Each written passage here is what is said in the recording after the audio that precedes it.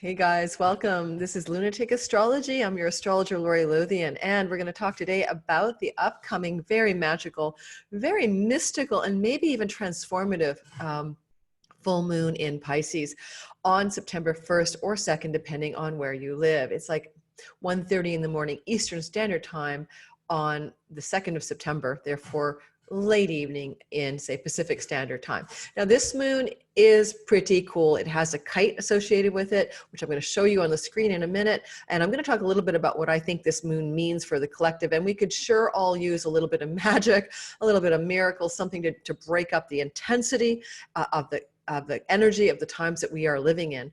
And I'm going to go through a quick iteration of all signs as well. So before I go ahead, I want to remind you that if you like my channel, please hit the bell to get notifications of when I upload something, and please subscribe as well. You'll find information about my website and any readings that I have in the description box below.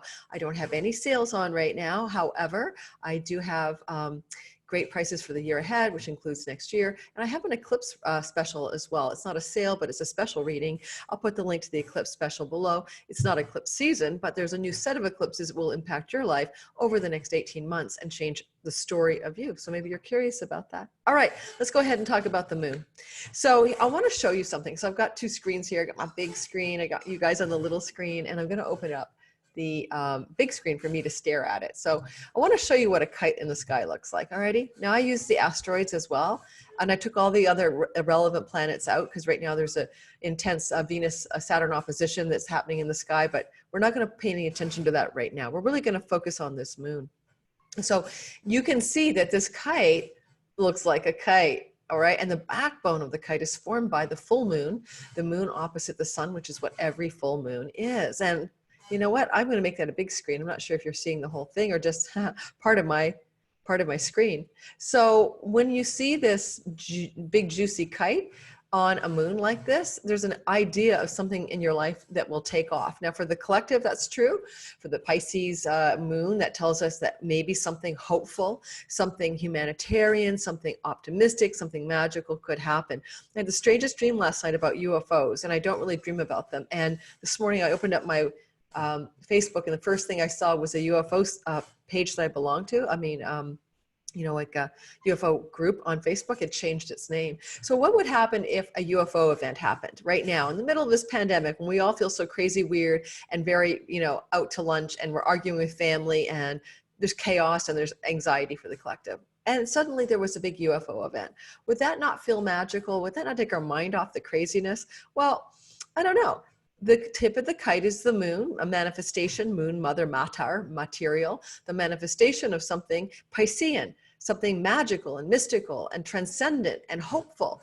And then we have the very complicit energy of Neptune, like Neptune's right in on the game. And Neptune is like the realms beyond this realm. You know, it's like when Neo jacks out of the Matrix in the movie, The Matrix, and finds out takes the red pill, I think, and gets in touch with reality as it really is, and gets out of the delusion and illusion of the Matrix world. That's very Neptunian, that whole story. Same with the movie Inception with Leonardo DiCaprio, in which there's multiple layers of reality, and there's an attempt to discover what is the base reality. Well, Neptune is the god that both obscures the base reality and reveals it. So we can be deluded, we can be in a fog, we can be confused, we can be addicted, we can be escaping from substances, from reality with like escapism and substance abuse, or we can be in touch with what's real. And ironically, the very mechanisms by which Neptune can create delusion escapism are the same ones that he can create clarity and seeing through the illusion. Like plant spirit medicines, like LSD, for instance, the doors of perception can open, and also obscure things with substances. So who knows? So if you're an ayahuasca type, this could be an ayahuasca journey month ahead. Now, one thing about all of the full moons is that they're riding the back of a new moon in the same sign. So there was a new moon, I think third week of February, February 23rd, a new moon in Pisces. So whatever's evolving for you as this kite of some wonderful, new, exciting, miracle, magical possibility takes place, is going to be riding on the back of last February. So think back to February, the third week of February, and add, 30 days when that new moon was playing out. What were you doing then that you may be now recapitulating or going further on? So an example for me is I taught my Do What You Love Magic You're Born For course in January, February of last year, and I was just completing it on the third week of February, and I'm just now completing the second time I've taught this course this week.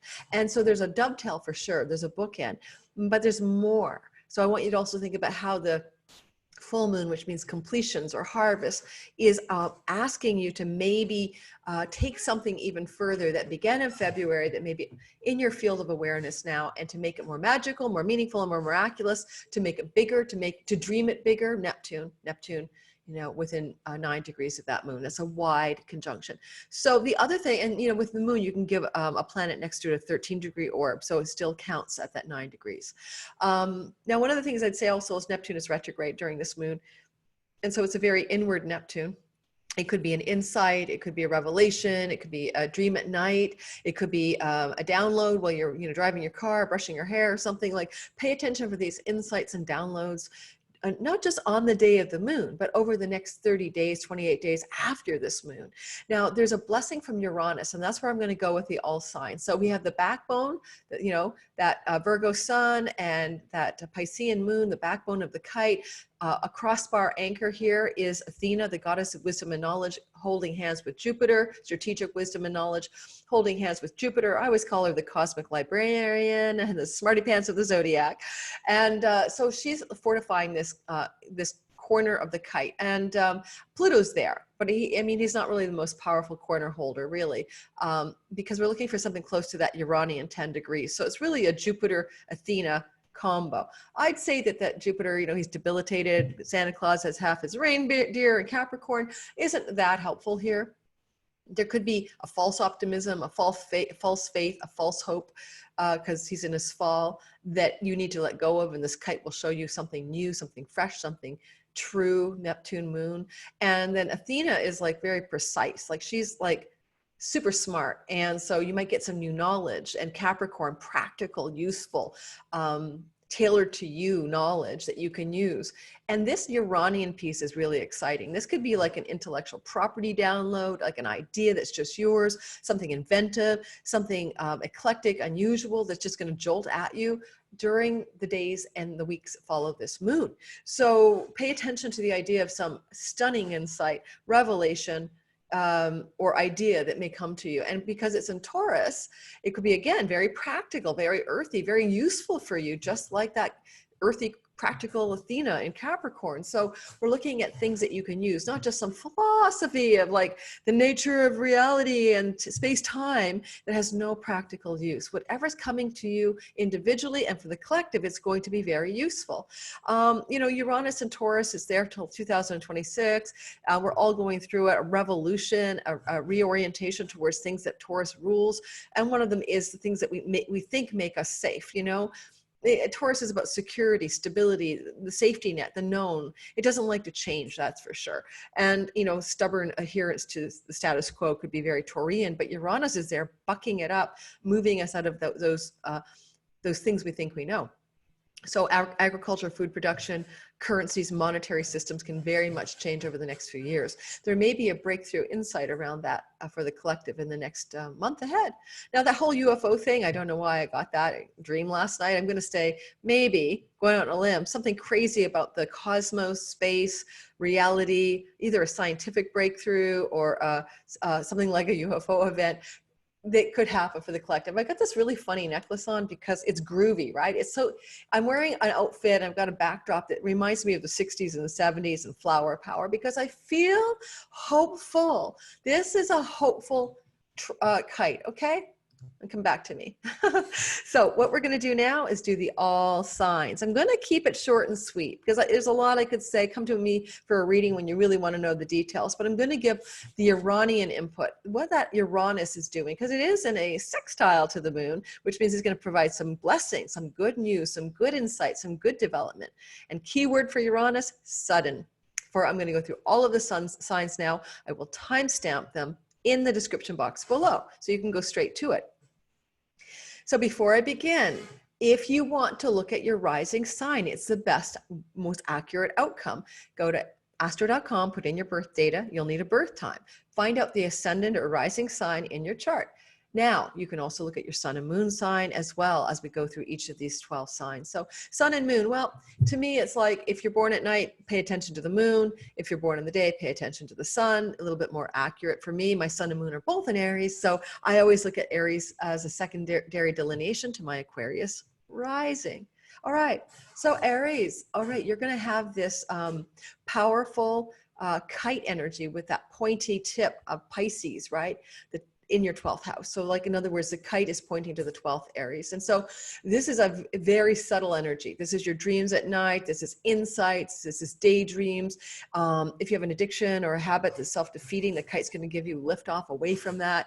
This is hospitals as well. If you have to be visiting someone in a hospital, something will go very well. If you have to go to a hospital, the kite will lift it to a high level of success. Now, there's a sextile from Uranus in your second house of earnings, self-worth, self-possession, how you feel about yourself, your throat, your voice, and your message as well. So there's some way in which, you know, as well for you, Aries, sun, moon, and ascendants, you could end up feeling that something good has just happened, that it amplifies or it lifts up your sense of monetary possibility and your resources and the things you need to survive. So you can just kind of say, but it may come through an insight or an inspiration or a dream at night with that energy of the moon, Neptune in the 12th.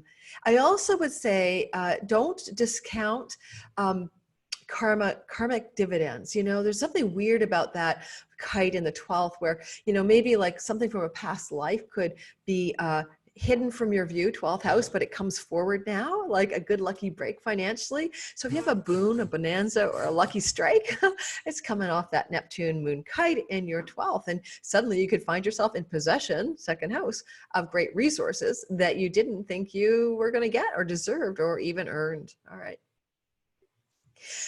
Taurus, this is in your 11th house, and this 11th house energy where the kite points is a house of good spirit. It brings you luck, it brings you opportunity, it brings you great connections and great gains, great connections socially and great gains for your career, from the career, like reputation, status, rewards, promotions, money. So for you, Taurus, sun, moon, and rising, the kite is trying to give you liftoff in one of the most beloved, happy, good spots in the whole chart where Neptune and the moon are gathered at a tip of a kite.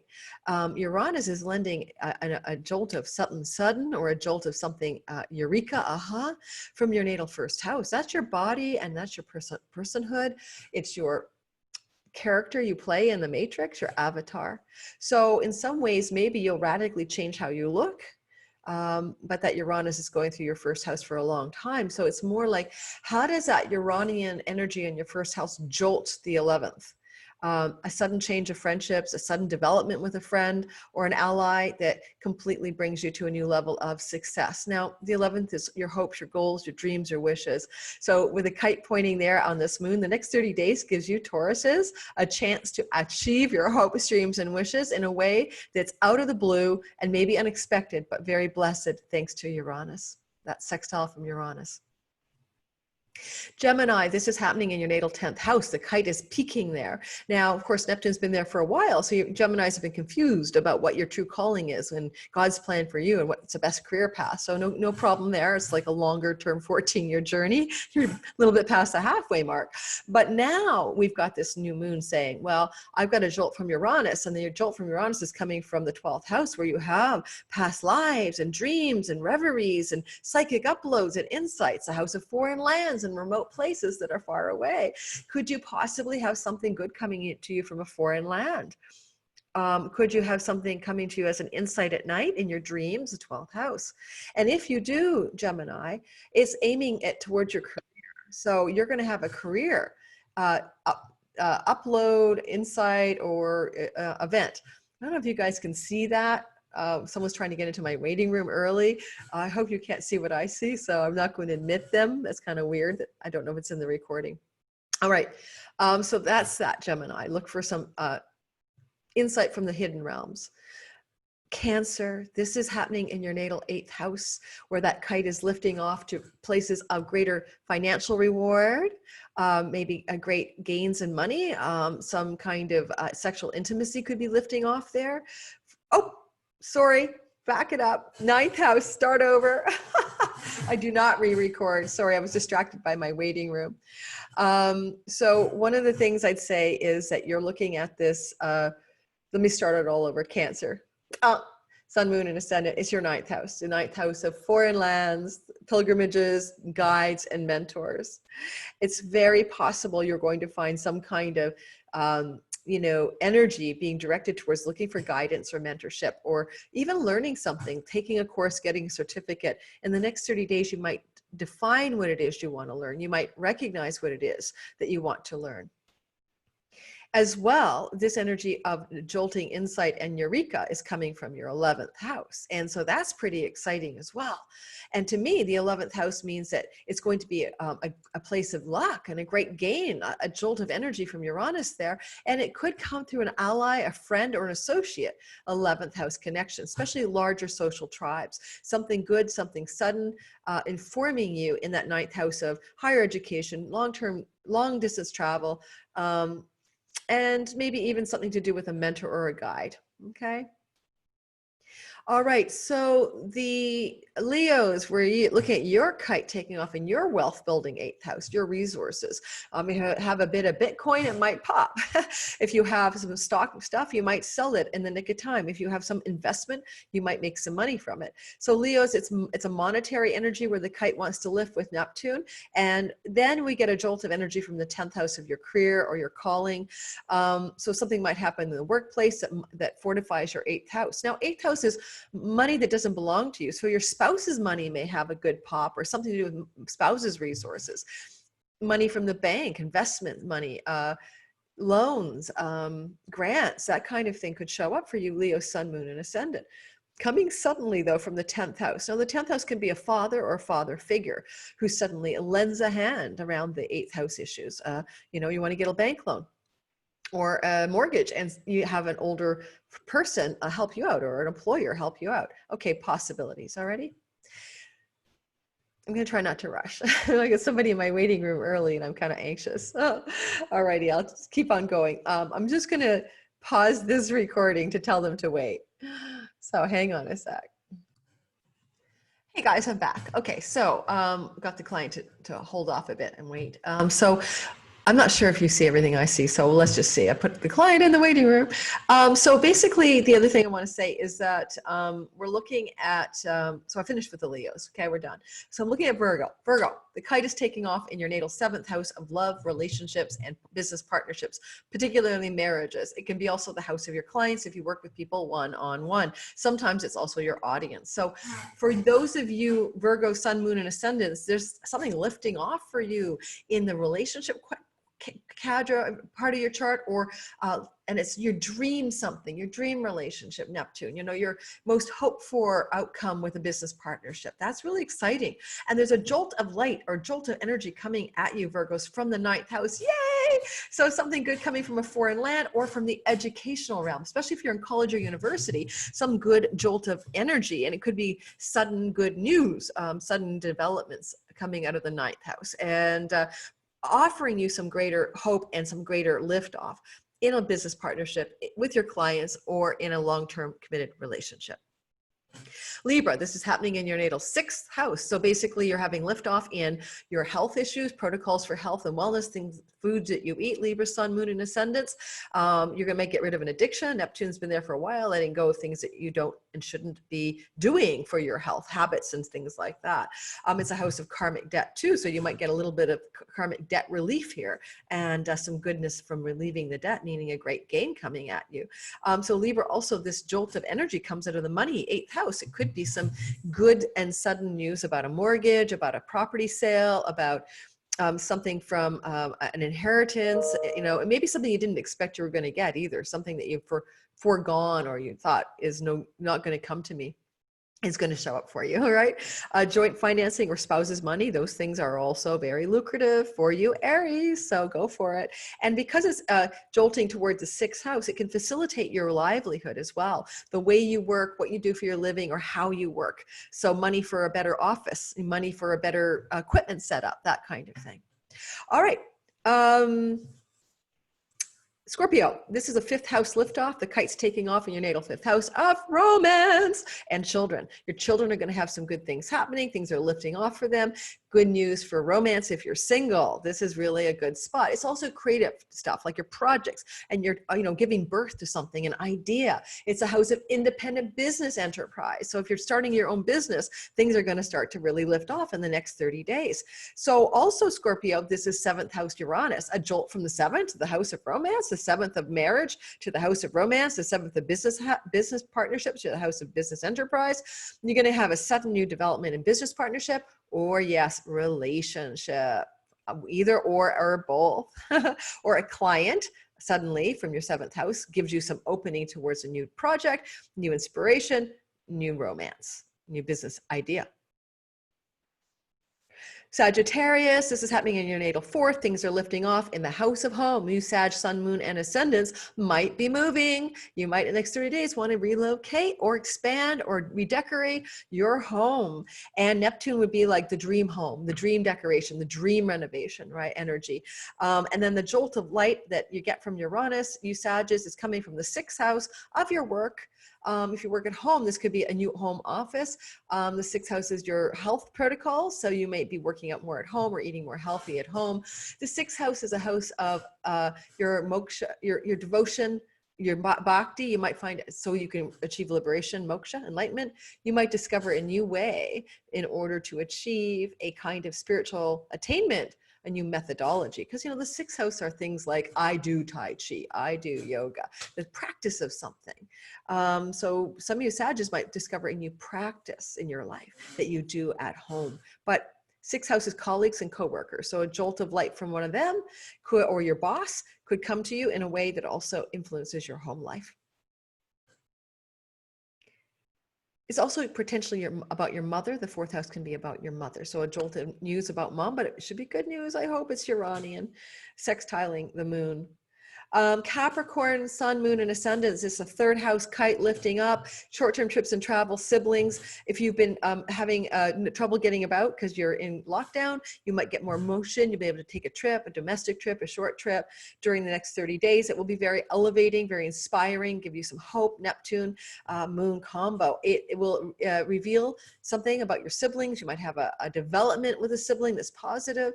It's also about things you learn online or short-term speaking, writing, and teaching, but seminars, workshops, that kind of thing. Okay, not higher ed. So you might have some good news there as well. And then the jolt of light from Uranus is coming from the fifth house of your children, your love affairs, and your creative expression, and the house of luck. A lucky break around a trip, a lucky break around an educational opportunity, a lucky break, around a sibling. Okay, some possible ways to marry that fifth house Uranus, sextiling that moon in your third. The third is a busy house too. So it's a skills house. So you might learn a new skill as well. But it was suddenly, a jolt of light from the fifth. Inspired idea to learn a new skill. I want to learn knitting, and it would benefit you greatly. Okay, so last two, but never least. Sorry if I'm going quite fast, guys. I do have a client waiting. The second house is where this energy peaks for those Aquarius risings like me, sun, moon, and ascendant, sun and moon as well. I know that means that there's some kind of lift off in my financial and my resources area of my chart and my message, my voice, and my self-possession. So, it's interesting. The second house is things we imbibe as well. So I've been on a very cleansing protocol for the last while, and I'm tightening that up over the next 30 days consciously. So there's that. So you may, all you ascendants, Aquarians particularly, may be refining your food style over the next 30 days. But there's a jolt of light coming from the fourth. Uranus in the fourth for you Aquarius ascendants like me means unsteady nomadic home life. You keep moving, right? It started like a year and a half ago. So 2 years ago. So, and we'll be there for another few years. So I kind of feel like there could be an opportunity, a sudden opportunity For a financial increase, second house, it allows something good to happen in the home, a renovation, add a piece of furniture that you love, or even to relocate to maybe a more posh digs, right? Neptune in the second on that moon is kind of like opening up the possibility of a dream something, a dream possession, a dream home. If I win the lottery during this time, I'll let you guys know. Just seriously could happen. And what else do I want to say? The second house, you know, it is your self-esteem and your values, and Neptune moon popping a kite there. You could have a new elevated value, and you might move to a new sense of a value, or you know, like a cherished value that's new for you, and you may own it, you know, like kindness, truth, honesty, some of those values. It could be very aligned with Neptune moon. But that jolt of light from the fourth, if it's not a family ancestor, you know, coming through the ancestral line with some goodness, then it could just be very much about home, city, and real estate, where the dynamic is playing out. Last, never least, Pisces happening. Kite is happening in your first house of your identity. That combination of Neptune and the moon on your ascendant, especially for the ascendant Pisces, but also derived, but you know, sun and moon people too. There's a sense of an elevation of self, an elevation and a new hopefulness, a new possibility, a new expansion of self. And because Neptune's beyond the self, it's the realms. So you just might realize your true self. You might have an enlightenment episode. Truly, you Pisces, sun, moon, and ascendant. The jolt of light's coming from a sibling in the third house, from a short-term trip or travel, from something you're learning, a course, a workshop, something you're reading, a book, something you're speaking, or you're listening to someone else speak. Many meanings of the third house, the house of divination. Maybe you'll consult an oracle or a guide, and they'll deliver some insight that pops you into a new state of awareness, enlightenment, possibility about who and what you really are. It's certainly good, and a feel-good feeling for who you are over the next 30 days. Alrighty, I'm done. Check out the links below for my website stuff. I have a Patreon account if you want to join up. I'm going to have special gifts and offerings, discount codes for my readings for all my Patreon subscribers. I'm just starting out, so I'm really building it slowly, but come on in and join for like $5 a month and get my readings at a discount and that kind of stuff. So anyway, check it out. Love you guys. Thanks for bearing with all the ups and downs of this session. I'll be back soon. I want to talk about COVID too. I've got a really good profile of the timeline of COVID based on a bunch of asteroids, and I'll be sharing with you in the next few days. Okay, ciao, ciao.